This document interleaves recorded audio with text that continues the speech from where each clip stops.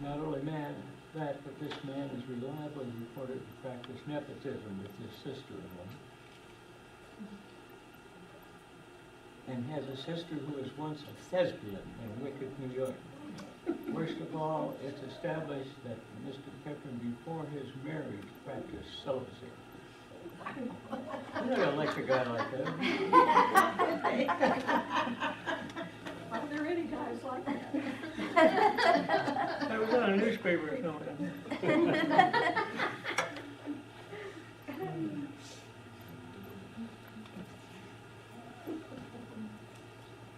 All right, we'll go ahead and begin and just catch everyone up when they come in late. This is seminar number 4 for our Analytical Hypnotherapy for Pain Management seminar. The main topic for this seminar is analysis of hypnotic skills. And the practicum will be practicing those hypnotic skills. The course materials are still just located on the front page. I haven't moved them behind a password protected area, mostly because there's a lot of people in the other seminars who want access to the materials for the seminars they're not in. So I'm sort of going to leave everything not password protected. I'll probably organize things in 3 separate pages just so it's easier to get to. But I don't think I'll password protect anything. So that way, anybody who's a member of any of the seminars can have access to all of the materials.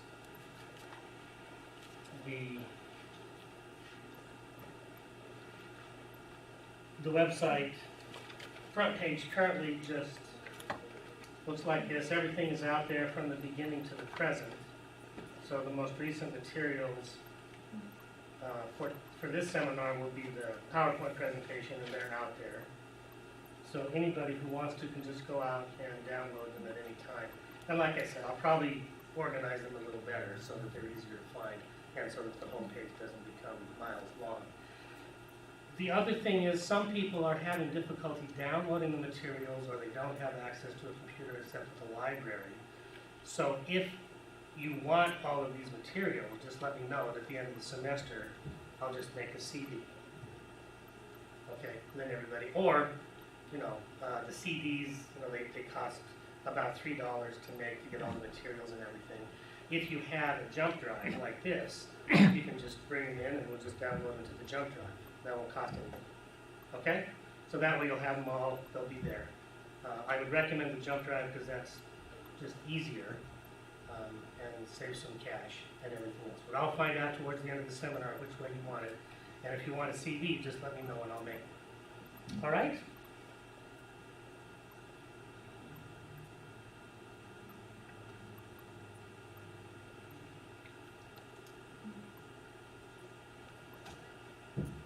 Okay, last week we were interrupted because we just ran out of time, so we didn't finish the last part of Seminar 2. So we'll continue that today. We'll finish the brief history of the philosophical and scientific investigation of the nature of experience, which we are today calling dualist interactionism. And then part 3 of that seminar would have talked about hypnosis and dualist interactionism and how they are related.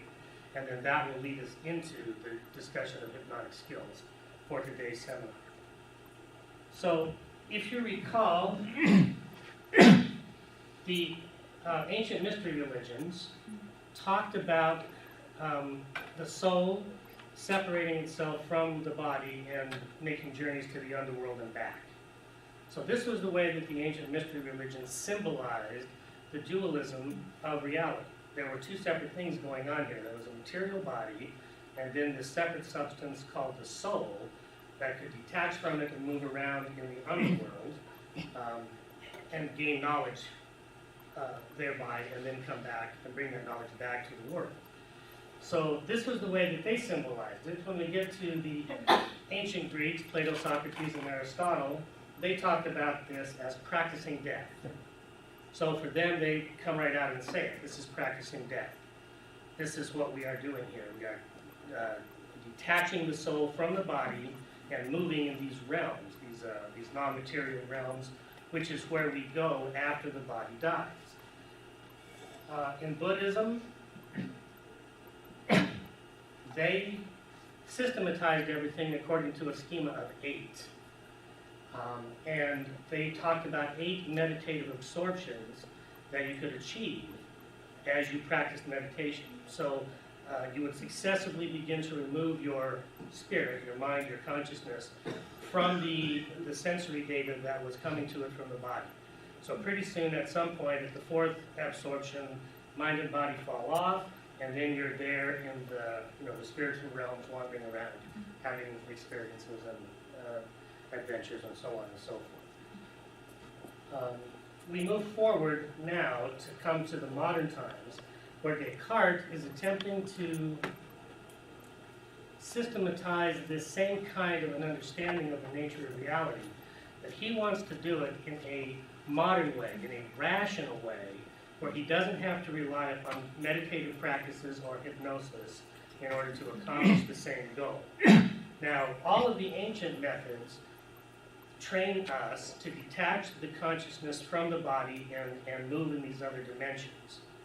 What the moderns want to do is they want to focus on the external world out there and come to the same conclusion.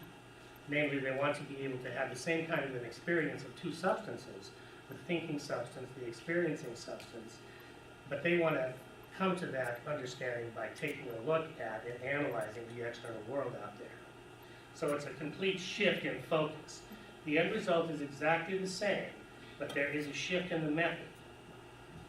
All right, now Descartes called these two substances res extensa, that is extended things, that stuff out there, and res cogitans, that is thinking things, the thing which thinks and experiences and ponders and wills and enjoys and does all of these other things. That's us. The extended substance is everything else. Now, the alchemists are operating at exactly the same time as Descartes, and they are presenting the same idea in a mythological form, a symbolic form of the distillation or transmutation of gold from lead. This is their metaphor for the meditative process of discovering the differences between soul and matter. And so they're using this sort of chemical symbolism in order to represent that particular process. You heat up the impure substance, and what is distilled out of it is the pure gold, the soul. And it literally detaches itself from the impure body and moves out and becomes separate and pure. They would slowly heat it until the distillation occurred in their physical laboratory equipment, and they would meditate on this process as this was going on. And that helped guide their experiences, that helped guide the way that they organized their experiences. And so they were basically sort of, again, halfway between the ancients, who were practicing outright meditation and just separating everything that way, and Descartes and the moderns, who are doing the same thing but focusing on the real world out there, the extended world. So they're doing the same thing. They're focusing on the processes in the extended world. They tightly focused and very carefully controlled alchemical processes in their laboratories, and that is providing them the clue that they needed in order to get to the experience of having a separate existence from the body and from the extended world. All right, yoga, of course, if we recall, yoga is a Sanskrit word which is the root word for our word yoke, to yoke things together, to yoke two oxen together, two horses together, for example. And so that is what yoga is doing. It is yoking mind and body together, mind and body, and through the body, the extended world. And here, in the Yoga Sutras of Patanjali, he talks specifically about the creation of what they call tapas, heat.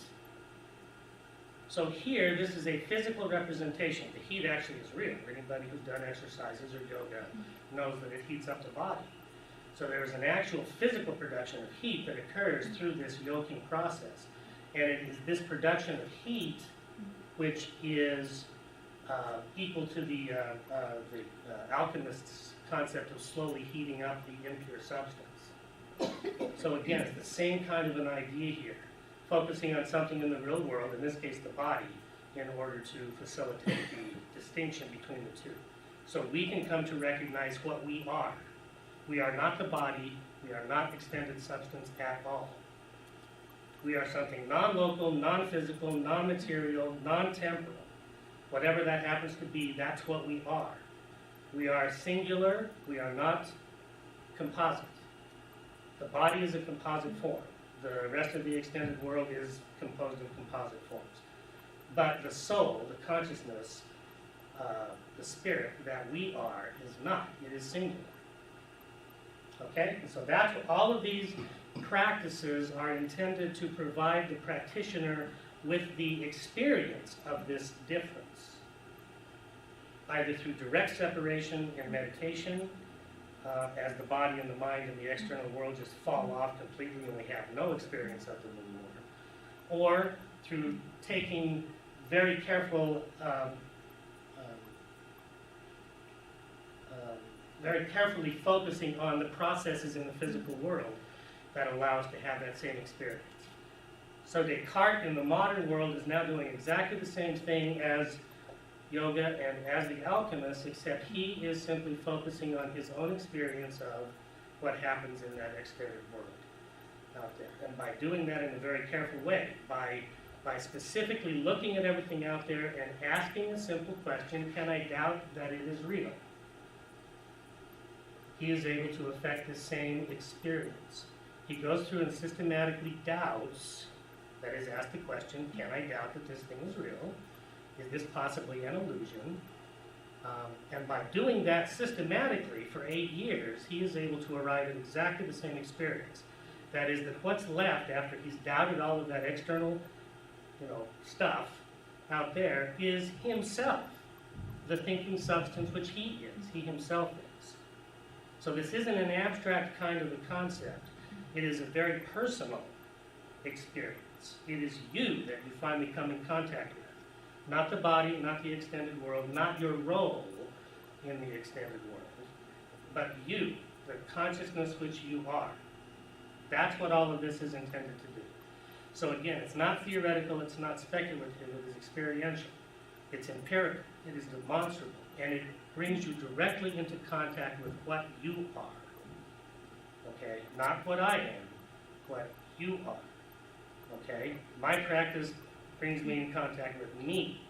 Your practice brings you in contact with you. Okay?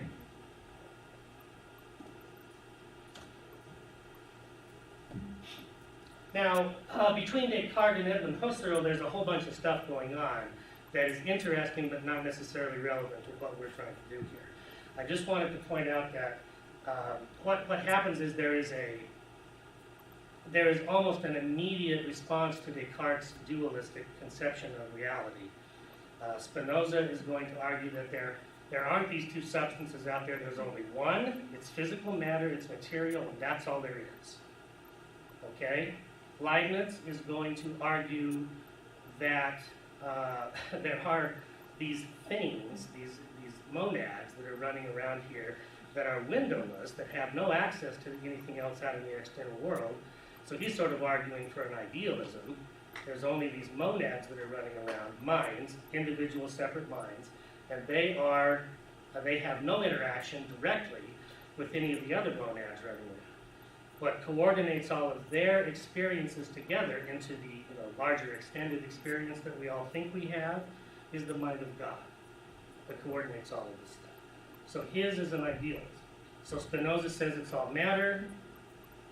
Leibniz basically says it's all mind. Berkeley will say it's all mind completely. Everything is mind. There is no matter at all. So what we have here is we have this extended dialogue over the centuries from Descartes onward about whether it is both, whether it is one, whether it is the other, and how they interact. Okay? And that's what's going on. Now, because there is a bias towards materialism, what happens is that in the 19th century in philosophy, we have a situation where philosophy itself sort of gets off track.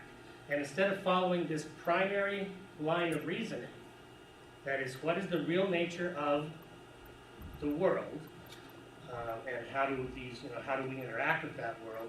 What they wandered off into was very specific, historically dependent, what they called Weltanschauung, worldviews. So we have a whole bunch of worldview philosophies cropping up all over the place, starting in Germany and then going to France and then Britain and then the United States. And what they're focusing on is basically current events. Okay? And we still do a lot of that today. For example, there will be all of these philosophies about, for example, ecology. Or, for example, there's a whole, subdivision of Weltanschauung philosophy about the validity of abortions. Okay, those kinds of things. They are not directly concerned with the primary thought of Western and Eastern philosophy. They are more concerned with trying to apply some of the analytical techniques to contemporary events. So Evan Husserl said, wait a minute, we've gotten off track here. We have lost sight of what it is that philosophy really is, which is training people to affect the separation and to understand the nature of reality. So he said, let's go back to Descartes, who was the last one who actually did this, and we'll start with his method, and we'll see if we can't bring it up to date. So Husserl's Phenomenology becomes an updated version of Cartesian interactive dualism. All right? He said that there were two dimensions of existence that we are directly in contact with. The transcendent field, what Descartes called the extended world, that's the transcendent field out there, and the immanent field, everything that goes on inside here. Okay? So he said those are the two things that we have direct sense experience of. All right? Phenomenology is the study of essences leading to the transcendental ego. Now, he's concerned about this transcendental ego because one of the problems that Descartes had was that, going through these methods, including meditation and everything else, I can actually come to the conclusion and demonstrate to myself that I exist. Because I can't doubt that I'm having this experience. Whatever it is that I am, this thinking substance, this experiencing substance, it is having this experience right now, this moment. Therefore, I exist. However, I have no direct access to your experience, which means all y'all may in fact be nothing more than figments of my imagination. Okay, or in Descartes' terms, you may be illusions created by a demon who's intending to deceive you. Now, his solution to this problem, which is a real problem, was that God would not let me be deceived. So there's this external agency, God, who will protect me from being deceived by the demon, okay, who wants to deceive me. This was not a good solution, okay? At the time, it still isn't a good solution, but it was what Descartes had. So this is what the transcendental ego is pointing towards. We want to find a way of demonstrating not only my existence, but your existence as well. And finding the transcendental ego through the phenomenological method is one way, maybe, of achieving that goal. Okay? So a couple of the technical terms. Epoche is bracketing of phenomena, that is all those experiences we have, by disallowing the existence of transcendental phenomena as real. Okay, so we're doing exactly what Descartes did. He doubted whether it was, true experience out there. This is just bracketing everything out and saying, I don't even know if it's real or not, and I don't care. It doesn't matter to me whether it's real. So what I do is I just say, whatever is going on here, this is my experience of it. And so I have an experience of an extended space with these people in this spatial, organization. And that's all you claim. That I am having this experience from this perspective. That's it. You don't go beyond that and say you're real. Okay? And so that then becomes the updated version of Descartes' methodical skepticism. Okay? Now, the greatest challenge to the Cartesian viewpoint was the question that Spinoza asked. How can a non-local, non-temporal, non-corporeal, non-material thing interact with a material body? How can that happen? By what means? By what physical means does it have any kind of an interaction? Okay? Now, Newton would say that this is impossible because it violates the laws of conservation of energy. Okay, so he actually provides a physical explanation for why Spinoza's challenge is legitimate. All right, how does this non-local, non-temporal thing that Descartes says is what I am, how does it interact with this physical organism and through it, the rest of the extended world? Okay, and that was a good challenge. That really is a good challenge. And so for decades, for millennia, for centuries, people have just been basically dismissing Cartesian dualism by saying it's nonsense because it violates the conservation laws. Okay? However, with the advent of quantum mechanics, we now have a testable hypothesis that is available to our physical scientists in order to validate the fact that, in fact, Descartes was correct. There are two separate substances and they do interact. Okay? One of them is non-local, non-temporal, non-material, non-spatial. The other is, of course, the extended world with which we are all familiar. Okay? And this is proposed by, it's called interactive dualism, or dualist interactionism. And the term was coined by Sir Karl Popper. And he was a professor of philosophy at the London School of Economics, and he wrote tons and tons and tons of stuff on this particular topic. Okay, this is one that he co-wrote with Dr. John Eccles. Now, Dr. Eccles is a Nobel Prize winner in physiology and medicine in 1963 for his work on the electrochemical structure of the synapse. So he's a heavyweight. All right. In fact, he got into neurophysiology because he wanted to prove that Descartes was right, essentially. And so he studied, with Sherrington, who had discovered the synapse way back in the early 1900s. So he studied with him in Britain. He's Australian, by the way. Dr. Eccles is Australian. And he went to London, studied with Sherrington, and built upon Sherrington's work to win the Nobel Prize in 1963. Sherrington discovers the synapse.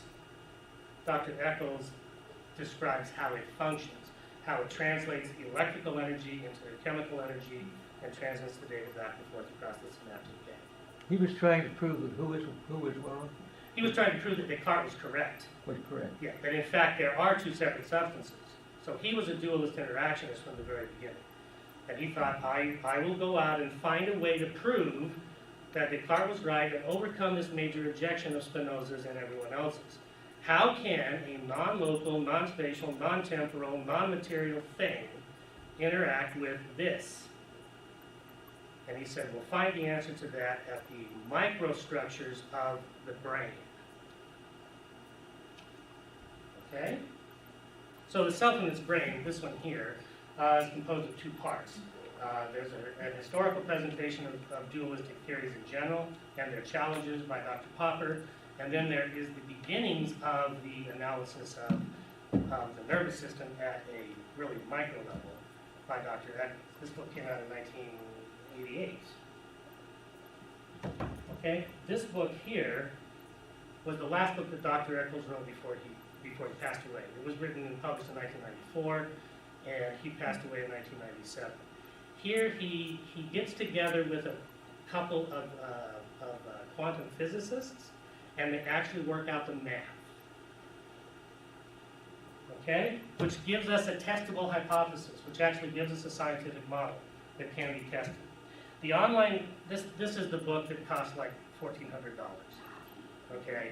This little teeny tiny thing right here. They only, Springer Fairlock only published, I mean, they must have made only 5 copies of them and then stopped.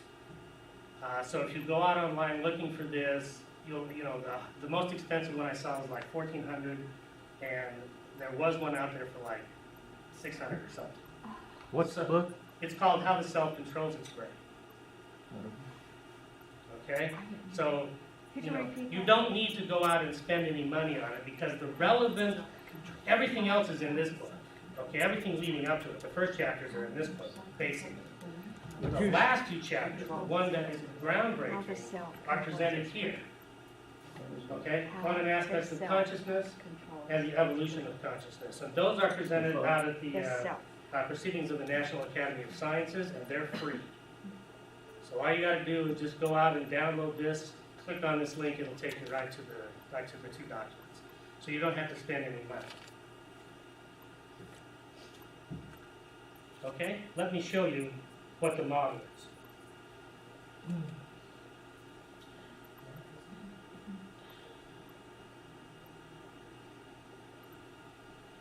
Okay, there's the model. The microstructures of the synapse and of the nervous system in general look like this. And they've actually got, micro photographs of this structure.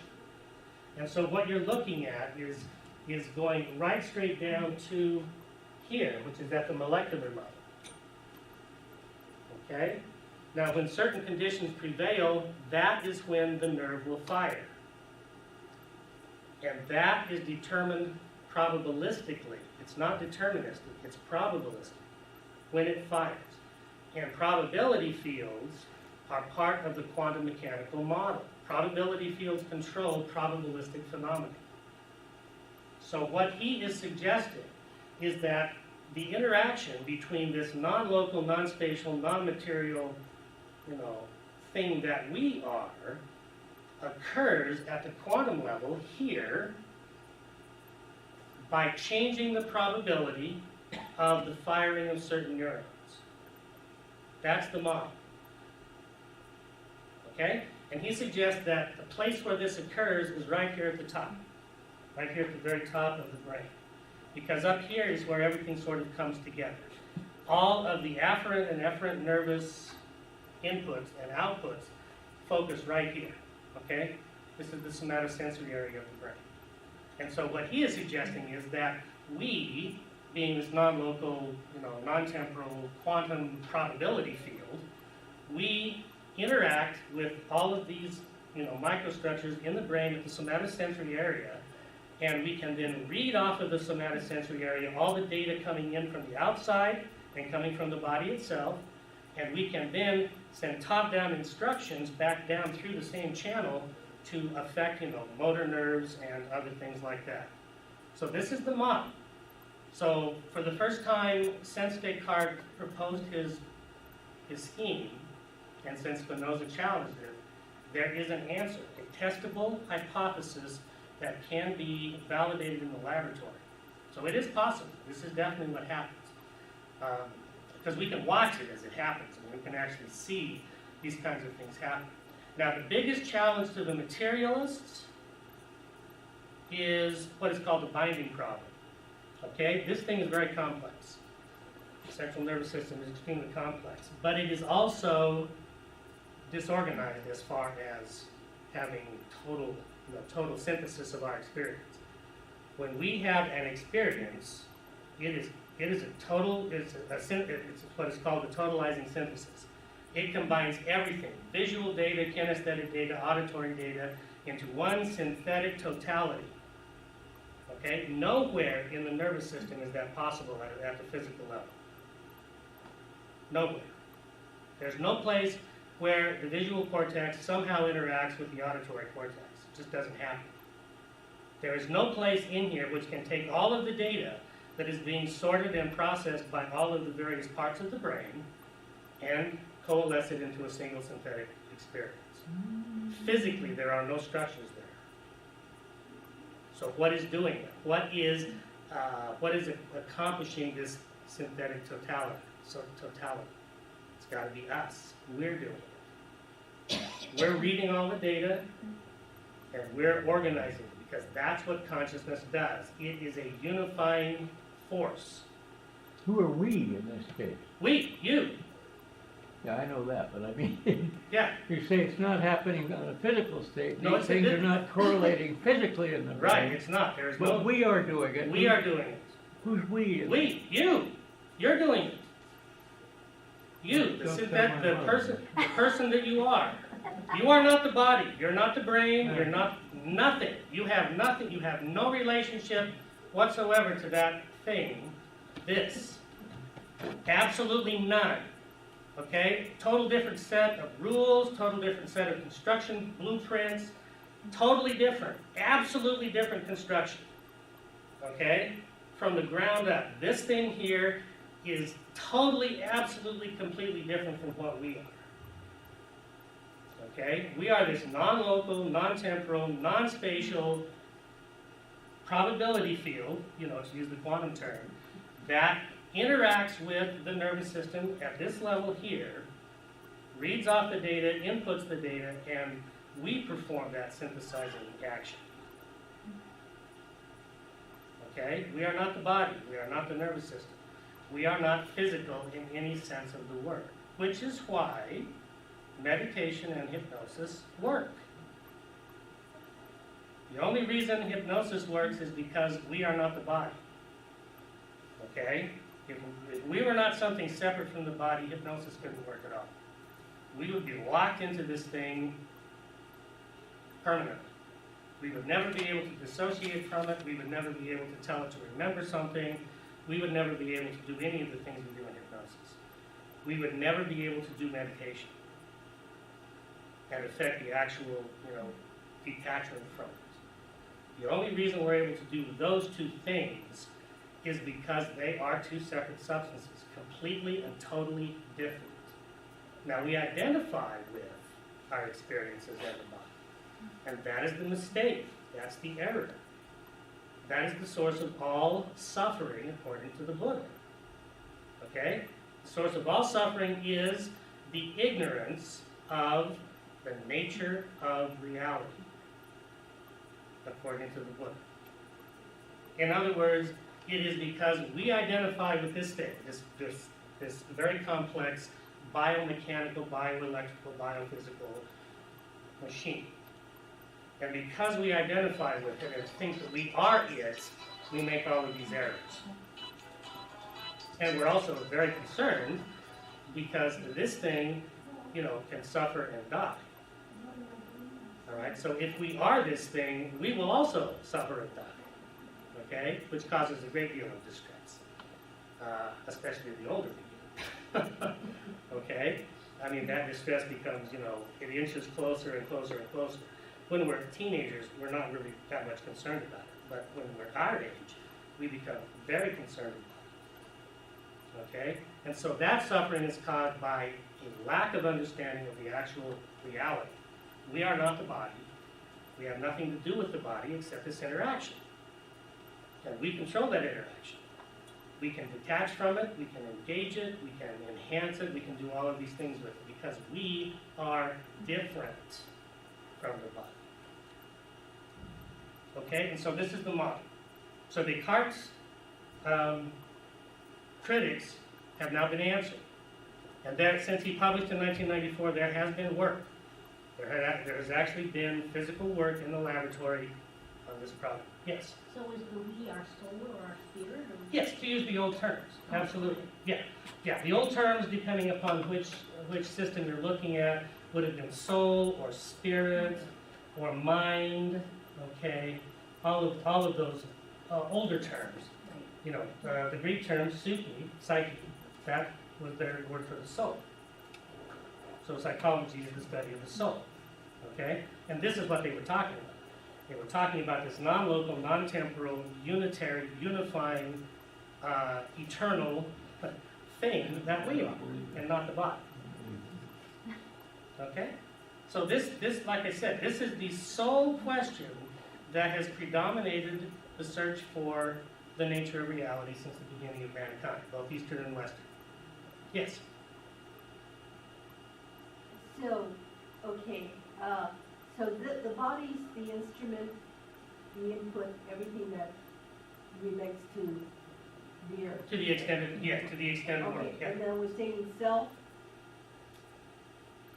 So this is all knowing, it knows how to operate, it doesn't have to be taught. No, we have to learn how to operate this thing. So self is still in there as soon as we become, it's in there. Not in. It would not be incorporated in. So it's built around. Well, it doesn't, it's not built around. You're using spatial metaphors for a non-spatial entity. Oh, okay. Okay? This is part of the problem, because this thing interprets everything spatially temporally. Right. Because this is a four-dimensional space-time continuum. And we live in. Exactly, and we interact with it. Right. Okay? So this thing right here, this thing right here actually is a very complex four-dimensional space-time object. And so all of its inputs and all of its outputs are in the four-dimensional space-time reality. We are not. This is what's so difficult because remember, we spend the first 3 years of our existence, this particular existence here, learning how to run this thing. Okay? And in the process of learning how to run this thing, we really do become very attached to it. Okay? Because we have to. If we're not really attached to it and are not, there all the time, we don't learn very fast. So by the time we're 3, we pretty much mastered it. We can walk, we can talk, we can understand, and we have mastered the language and the basic biomechanical, activities of navigating this instrument in the four-dimensional space-time continuum. So in the research, what they're trying to now is to find that self. They're trying to demonstrate that this model is either correct in whole or correct in part, and that this is the way that the probability field is actually interacting with the nervous system. That's what they're attempting to do now. This was the first time we've actually had a workable model, because everything else, every other structure of the nervous system is too big, and so you run into the conservation law problem. But at the quantum level, yes, and it's very, very, very, very extremely low energies. Energies on the level of the Planck constant, which is, like 10 to the minus 23rd. I can't even remember what it is. Yeah, something like that. So we're now at, and we're not dealing with energy exchange. We are dealing with changes in probability. So there are no quantum effects that violate the conservation laws. Okay? For example, a simple one that has been demonstrated again and again is the transmission of information across distances instantaneously. Okay? The conservation laws say that this cannot happen.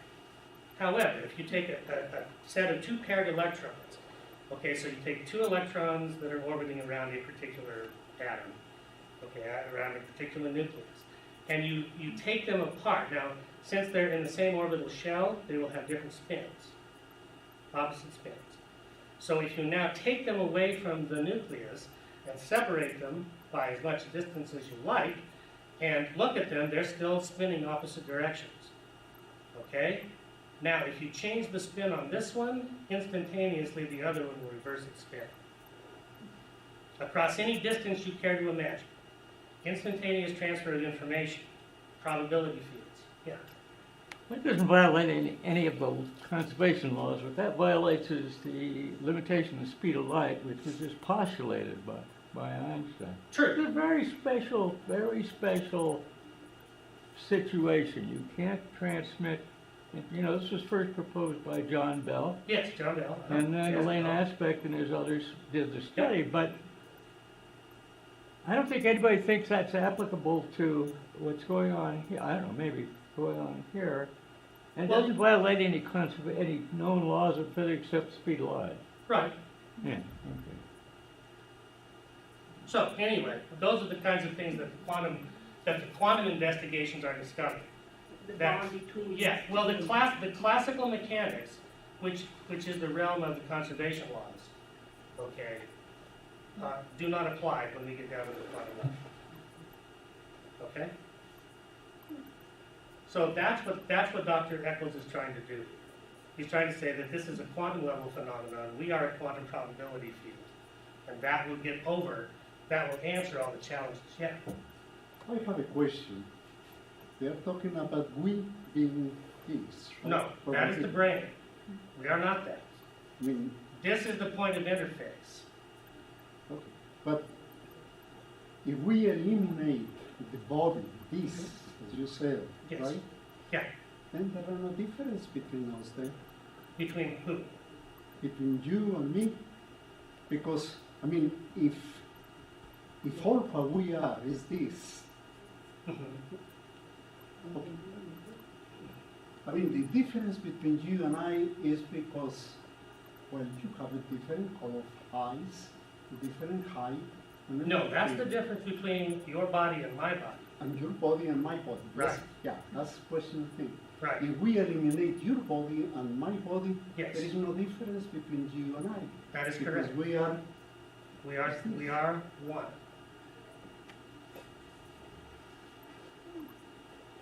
and that's one particular thing that this is probably the basis of all religions, right?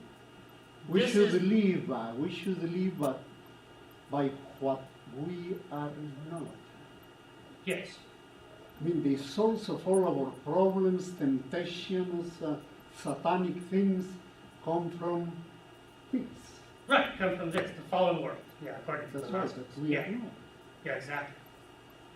Yeah. In fact, for the Gnostics, just to use an example from the ancients, we are actually thrown here by a demonic entity and trapped behind several layers of this stuff. And so it's kind of a malicious imprisonment of the consciousness which we really are, according to the Gnostics. Okay, now the Buddha, of course, is going to say essentially the same thing. You know, this place is filled with suffering and pain and agony, and we need to escape it. We need to get back to what we really are. Okay? Yeah. Well, you're saying this stuff, the mind, brain, body, which we don't have beginning to look at as an entity. Right. You're saying that there is no physical connection. What am I trying to say? That the mind works separate from the brain. Yes. And there's no physical thing in the brain going on that makes the mind. No.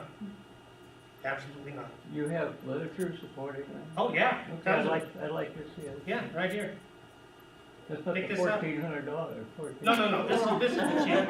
Yeah, you can get this one for like $8. Yeah, if you want to take a look at this argument and see Dr. Eccles, then just go back to the links to the proceedings for the National Academy of Sciences. He published those in the PNAS journal so that they would be free and available to everyone. Okay, so there is no physical connection between the consciousness which we are and these microstructures of the nervous system. No physical connection. There's a probabilistic connection at a quantum level, is according to what Dr. Eccles has suggested. Okay? Now, whether that is borne out by the research remains to be seen, because they're still trying to put this together. You can imagine how complex an experiment this would be. But this is the actual first time that we've had the math to go along with it, the actual physical structures that go along with it, and that we have a potential testable hypothesis. Okay, so that's what we're dealing with here. That's why Dr. Eccles is so important and his work is so important, because he's the first one who actually brought this up, developed this. Okay, so that's why we're bringing this in here. You have to understand what it is that we are dealing with when we're trying to understand hypnosis, meditation, other contemplative practices, and our relationship to this organism which suffers pain. Okay? Because the only way we can escape the pain and the suffering is by some form of detachment or some form of top-down instructions to the organism to stop the pain. That is only possible if we are not the body. Yeah. But again, okay, this thing here suffers the pain. Yes. But also this thing here is the one that enjoys pleasure. Sure. Do we want to eliminate both of them? It is not necessary to eliminate both. The first absorption, the first meditative absorption is the generation of bliss, a state of bliss. Okay, so you replace all of the sensations of tension and discomfort and normal kinds of experiences that we have just because we're out and doing things with a state of sustained bliss. Okay, and that actually is produced neurophysiologically. What you will see in the meditator's bloodstream, what you'll see in their nervous system itself, is a cascade of neurotransmitters. Okay, specifically, you will see the same cascade of neurotransmitters as is produced during orgasm.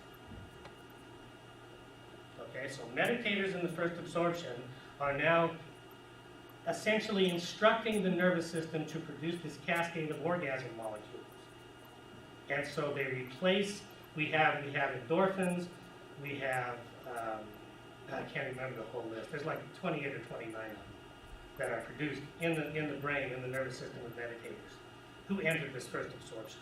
So we can now move beyond just eliminating the pain, and we can move into a state of bliss, of permanent orgasm, basically, is what the Buddha suggested.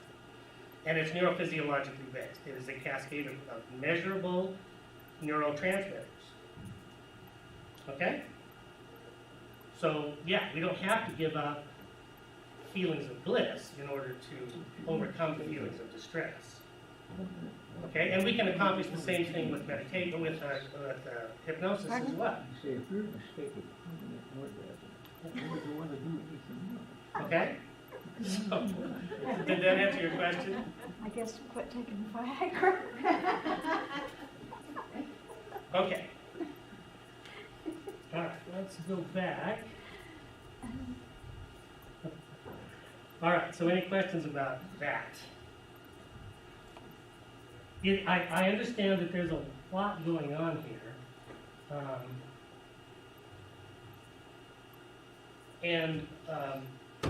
But the research is out there. And this isn't, like I said, this is an ongoing discussion that we have been having as human beings since the beginning of recorded history. So for 8,000 years that we know of, we've been having this dialogue, Eastern and Western. And it always revolves around this same issue.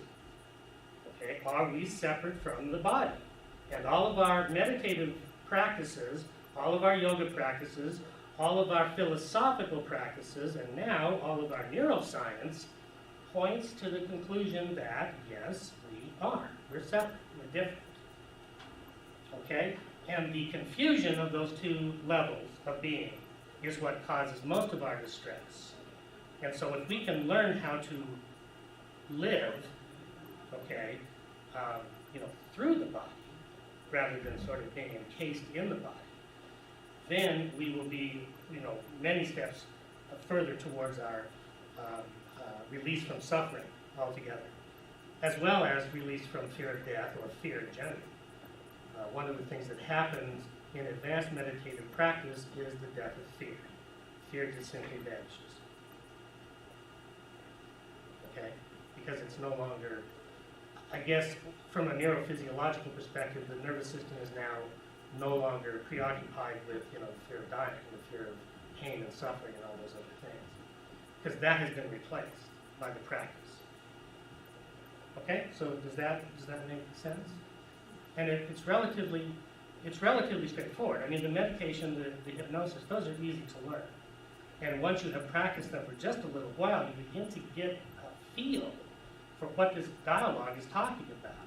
And then at some point, as you continue practicing these techniques, all of a sudden there's this flash of insight. The Zen masters call it Kensho. Boom. And what will happen is, if you're in a Zen monastery and you're starting off meditating, what will happen is the meditation master will show you what to do. Okay, you're going to sit in this posture and you're going to count your breaths. And then they'll go away. And then every day you go and talk to them at the same time. Okay? And basically they'll just sit there, you'll come in, and they'll know whether they want to talk to you or not by how you behave. If you come in and you just start talking and telling what you experienced and just sort of trying to describe what you're doing and everything else, they'll just sit and politely listen. And then when you're done, they'll just say, fine, thank you, go do it some more. Continue. Okay? But after that moment of insight, after the realization that there are two separate substances, which is the first level of insight, that first Kensho, the meditator will come in and they'll be like, they won't say anything. What can they say? They don't even know what to say. Okay? And they'll have this look on their face. And they'll be like, they'll look crazed. And so the meditation master knows right now that they've had the experience. Okay? So now they're on their way. Now they're now at a position where they can enter into this massive dialogue. Because they've now had the experience. And so you also will have that experience. Just wait. Wait for it. It will happen. And you'll know it. You'll recognize it. Because it's indescribable, but it's recognizable. You'll know what it is. Okay? And it'll come like Heraclitus talked about this flash of lightning. Boom. And it illuminates everything for that split second, and wow, that's it. And that's the same kind of metaphor that the Buddhist meditators, the Zen masters use. This flash of lightning out of the practice. Yeah. And it never goes away. Never. Yeah, once you've got that thing, Yep. it stays with It you stays forever. with It you, may have yeah. worked years to get it. Yeah. Yeah. Typically, the Buddha talks about in terms of 7. He has this really nice little dialogue. And he says, if you practice nothing but sitting and just, meditating for 7 years, you'll become enlightened. Then he says, no, maybe if you practice for 7 months, you'll become enlightened. And he said, no, you don't even have to practice for 7 months. Practice for 7 weeks. And then 7 days, and then 7 hours, and then 7 minutes, and then 7 seconds. So he says, enlightenment will happen just like that.